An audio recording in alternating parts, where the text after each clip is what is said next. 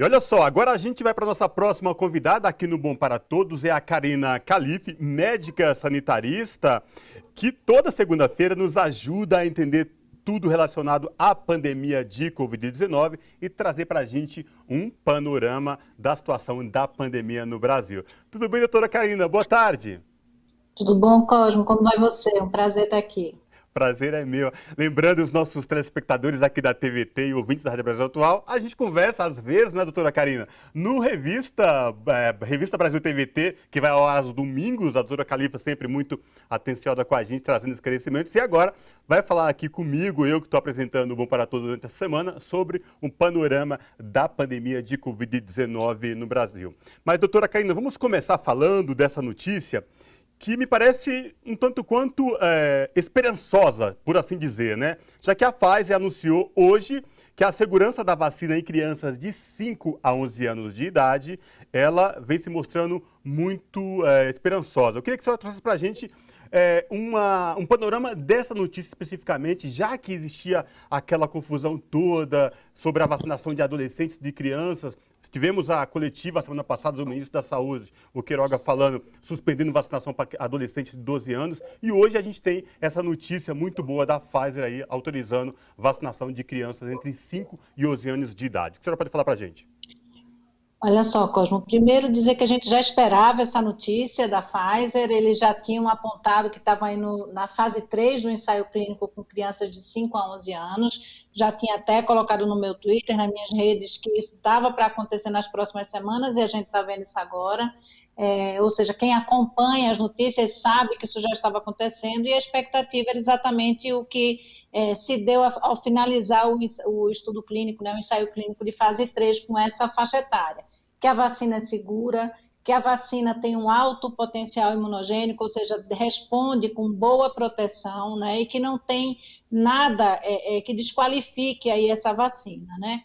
E coisa importante, Cosmo, para a gente, porque ele só vem corroborar o que a gente já vem discutindo desde a semana passada com aquela coletiva lamentável do ministro da Saúde, porque a nota técnica do Ministério, Cosmo, que apresenta a dúvida ou pensa em retirar a vacinação de adolescentes, né, da linha de cuidado do PNI, é lamentável. Por que é lamentável? Porque ela é baseada em coisas que não são verdadeiras. Por exemplo, que a vacina não é defendida pela OMS. A vacina é sim defendida pela OMS, a vacina é sim comprovadamente segura em adolescentes. Só para você saber, eu tenho uma filha de 14 anos que levei com muita alegria para vacinar, estamos esperando a segunda dose dela.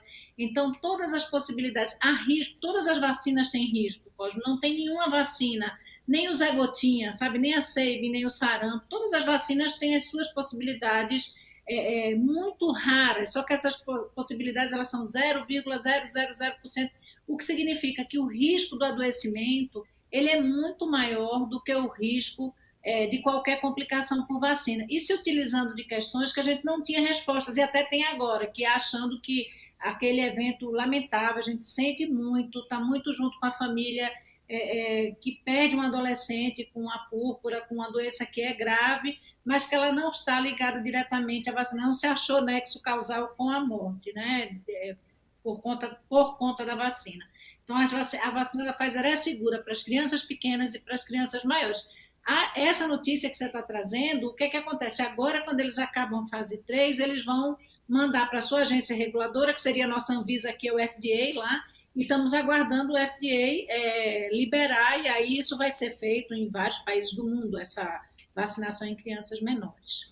Agora, doutora Karina, lembrando aos nossos telespectadores da TVT e também os nossos ouvintes da Rádio Brasil Atual, de quando, na coletiva de imprensa do ministro da Saúde na sexta-feira passada, gerou muita revolta no meio científico e no meio acadêmico, né? Os médicos principalmente, porque estavam crentes na eficácia da vacinação para os jovens acima dos 12 anos, já na expectativa de que se a cidade baixasse, né? Como agora vem essa notícia da Pfizer. Doutora Karina, como que é? A senhora é médica sanitarista, pesquisadora da Fiocruz, professora, como é que é ouvir palavras como essas do ministro da Saúde que desencorajam a vacinação entre adolescentes? Olha, é lamentável, é muito triste que a gente escute uma coisa desse jeito, porque pegou todo mundo de surpresa. Porque, por mais que a gente espere coisas muito complicadas desse governo, que já fez tudo errado desde o início, a gente vem colocando isso aqui. Isso não é plataforma política, isso é uma análise científica. A gente tem dados que demonstram isso, sabe, Cosmo? Que o enfrentamento da pandemia pelo governo federal ele não foi só pífio, ruim, fraco, incompetente, mas ele foi intencional. Houve intencionalidade em tudo isso que aconteceu. Uma coisa que não é dita nessa fala do ministro, né, e que a gente fica muito espantado é, veja bem, se a gente tem deficiência de número de vacinas, se a gente está num cenário de insuficiência de vacinas, é completamente justificável e compreensível que você deixe de fazer em um grupo que é menos, que tem menos risco e consiga fazer, por exemplo, a terceira dose para os idosos, que aí de fato tiveram uma queda importante, significativa da defesa imune depois dos 6 meses de vacina e tal. Mas as pessoas têm que falar a verdade, elas têm que estar baseadas na ciência, elas não podem chegar e dizer que há dúvida. Não há dúvidas sobre a segurança e a eficácia da vacina em adolescentes e crianças. Crianças, agora a gente vai esperar o FDA, mas a gente sabe que vai ser assim. Mas por adolescentes isso já está comprovado, já tem vários trabalhos demonstrando isso e já está aprovado por várias agências. Então, é uma certa revolta que dá na gente, sabe, Cosmo? Eu queria só fazer um acerto, eu não sou pesquisadora da Fiocruz, eu sou professora da Faculdade de Medicina da Santa Casa de São Paulo, sou pesquisadora da Rede Brasileira de Mulheres Cientistas e também, enfim, dou aula em pós-graduação em alguns lugares, mas não faço, tenho vários amigos da Fiocruz, mas não faço parte do grupo da Fiocruz. Bom, dado o recado. Agora, doutora Karina, no final de semana eu li uma notícia sobre a questão da pandemia, não só no Brasil, mas aqui na América do Sul como um todo, né? Que ao passo que a vacinação vem aumentando, o número de infectados começa a cair e o número de mortes, né? O que mais preocupa também vem caindo. Mas tem um alerta principal que por mais que a vacinação ela ande, continue avançando aqui no Brasil e toda a América do Sul, os cuidados continuam, né, doutora Karina? A gente não pode perder de vista jamais, por enquanto, né? De forma alguma, Cosmo. A gente sempre usa aquela imagem do queijo suíço, né, Cosmo? De dizer assim, olha, nada protege as pessoas 100%, nem a vacina, nem máscara, nem, enfim, o distanciamento sozinho. As coisas têm que ser feitas em conjunto, porque se tem um escape numa atividade, você vai ter a proteção na outra atividade, né? Então, é muito importante que a gente vacine, e tanto que essa diminuição do número de mortes, do número de casos, ela não acontece à toa, ela acontece porque a gente tem um aumento da celeridade da vacinação. Ela só diz assim, a vacina é eficaz e é segura e tem respondido. Agora, nós temos uma quantidade ainda insuficiente de vacinação. Por exemplo, a gente poderia pensar na terceira dose para os profissionais de saúde ou para as pessoas, né, além dos idosos que já estão aí colocados e as pessoas que têm um sistema imune comprometido. Então, será necessário ver isso. Mas a gente tem que dar uma resposta que é uma resposta mundial. As pessoas têm que estar com pelo menos 2 doses de vacina no mundo inteiro. Se a gente não olhar para isso, e aí a América do Sul, a gente tem 2 cenários aqui, né, Cosmo? Um eles vão entrando com os seus preconceitos também, de olhar o que às vezes é a mesma vacina que tem aqui, eles pedem uma certa quarentena que não pedem de outras pessoas, de outros lugares, então é uma coisa para a gente ficar atento, mas a gente tem tido uma flexibilização grande antes de um controle adequado, então isso faz com que novas variantes possam aparecer e funcionar. E tem outras coisas, né? Não vou poder deixar de falar, Cosmo, aproveitar essa oportunidade para dizer que a gente, que é médico, que está comprometido com a saúde coletiva, com a saúde pública, a gente também quer ver o que é que vai ser feito com as coisas que foram vistas por esse caso do Prevent Senior, né? Porque eu vou te dizer, sem sombra de dúvida, o caso mais chocante envolvendo médicos, assim, junto disso, envolvendo pessoas de diretoria de um plano de saúde, que faz uma coisa, é criminoso o que aconteceu com o Prevent Senior, sabe? É criminoso. Aliás, doutora Karina, o que chamou muita atenção é que pegou todo mundo, que deixou, como a senhora falou assim, dessa forma, as pessoas em pânico, aterrorizadas, porque pessoas, vidas humanas, foram feitas de cobaias em um experimento que já se sabia muito que aquela medicação não servia para absolutamente nada para combater e nem prevenir à Covid-19. E aí chega esta bomba na semana passada, né, sobre essas experiências, o que levou muita gente mesmo. Doutora Karina, de que forma esses médicos que participaram podem ser punidos? Quando eu falo punidos, tem um órgão, o Conselho Federal de Medicina, tem os órgãos que podem. De que forma isso pode chegar nesses médicos para que isso não venha a acontecer? Porque o que leva a atenção e chama a atenção de todo mundo é que será que isso já vinha acontecendo bem antes, doutora Karina? Veja, não dá para a gente dizer se vinha acontecendo antes ou não, mas a gente tem várias provas e demonstrações das próprias pessoas que trabalharam que com a pandemia isso aconteceu, isso está comprovado.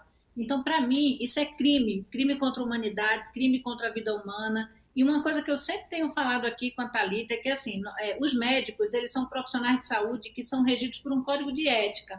Não obrigatoriamente todo médico é pesquisador, cientista. Ele tem uma profissão a ser desenvolvida. Porém, toda a sua prática médica, todo o seu jeito de fazer as coisas, ele tem que estar baseado nas melhores evidências técnicas, clínicas e científicas.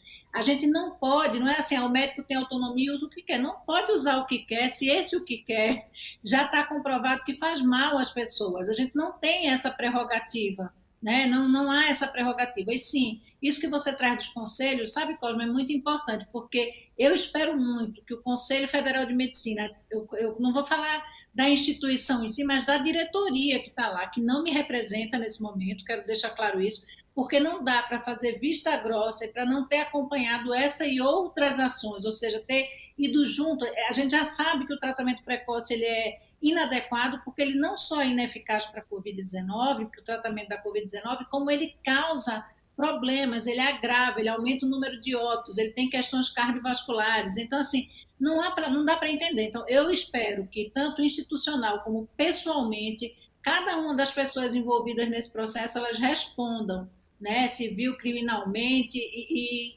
como profissional de classe. Eu acho um absurdo o que aconteceu. Até porque essa história da Prevent Senior caiu como uma bomba.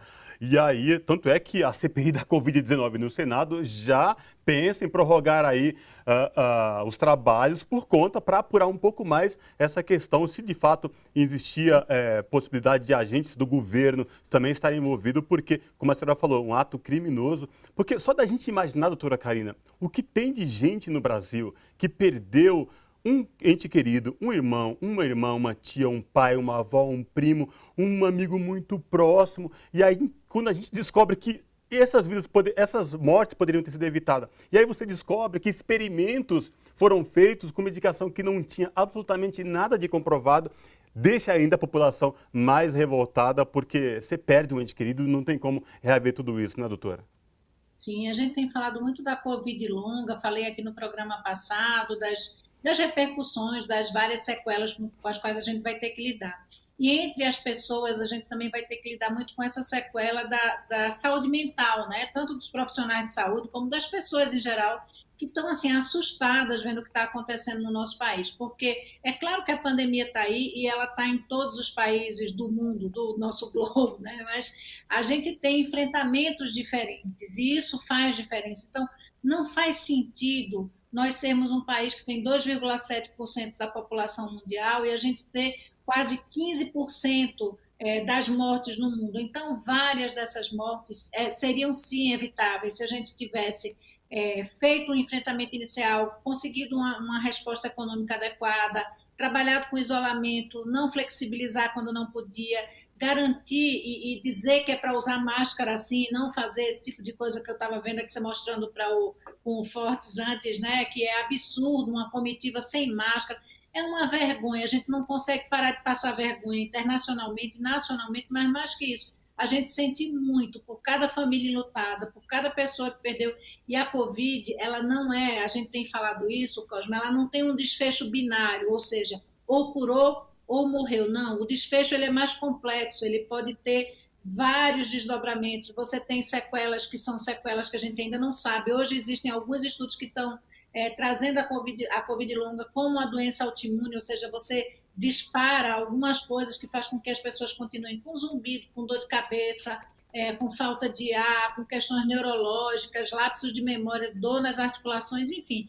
é um conjunto de coisas que pegar ou não pegar Covid não é só se você sair vivo ou morto, é o que isso vai acontecer, o que vai acontecer, do que vai derivar tudo isso, sem falar no que você está dizendo, né? A minha família perdeu pessoas, imagino que a família de cada um de vocês aqui, semana passada eu estava com meu companheiro internado, teve uma, né, uma gravidade em relação à doença, não seguiu aí seu curso normal e a gente fica muito ansioso, muito preocupado. Graças a Deus agora está tudo certo, já está em casa, mas é um processo. E você vê, é uma coisa que a gente não sabe o que vai acontecer com cada um, é uma loteria. Ainda bem que até aqui eu ainda não me infectei, viu? Tenho seguido assim, mas isso pode acontecer com qualquer um de nós a qualquer momento.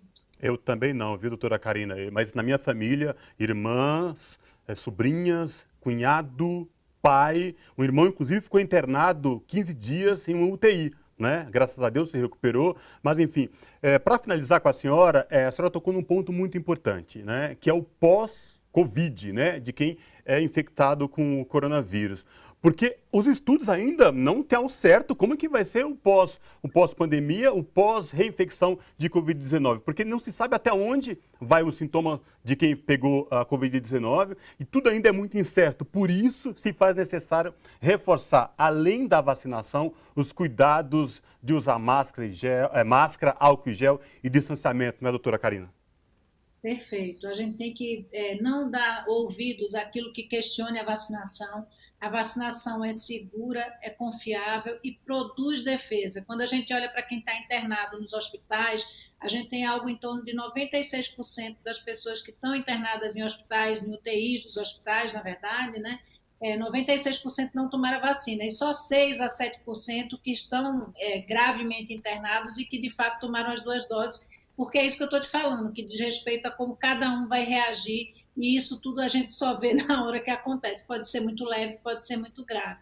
Então, não tem mistério, né, Cosmo? É tomar a vacina, garantir as 2 doses da vacina em tempo adequado, entender que só depois da segunda dose, de 15 a 20 dias pós a segunda dose, é que você tem aquilo que a gente chama do esquema vacinal completo, usar máscara de qualidade. Quando eu falo de qualidade, tem máscaras assim que custam R$ 1 e pouco, R$ 2. Máscara PFF2 ou N95, né? Ter esse cuidado, sempre higienizar as mãos, que é como a gente pega, né? Principalmente pelos aerosóis, mas se você colocar a mão, passar a mão, então sempre higienizar as mãos e não ir para aglomerações desnecessárias. Uma coisa é aquilo que a gente tem que fazer, trabalhar, pegar transporte público, enfim, que às vezes a gente não consegue evitar, mas sempre que puder evitar, não se expor de forma desnecessária. Perfeito. Doutora Karina Calife, médica sanitarista, que toda segunda-feira está aqui no Bom para Todos, conversando com a gente, trazendo esclarecimentos sobre a pandemia de Covid-19. Doutora Karina, obrigado pela gentileza de falar aqui com os nossos telespectadores da TVT no Bom para Todos e também os ouvintes da Rádio Brasil Atual. Cuide-se, boa semana. E na segunda que vem, a senhora está de volta aqui com a Thalita, retornando a Bom para Todos. Abraço. Obrigada, Cosmo. Prazer estar aqui com vocês. Abraço e até a próxima segunda. Até a próxima.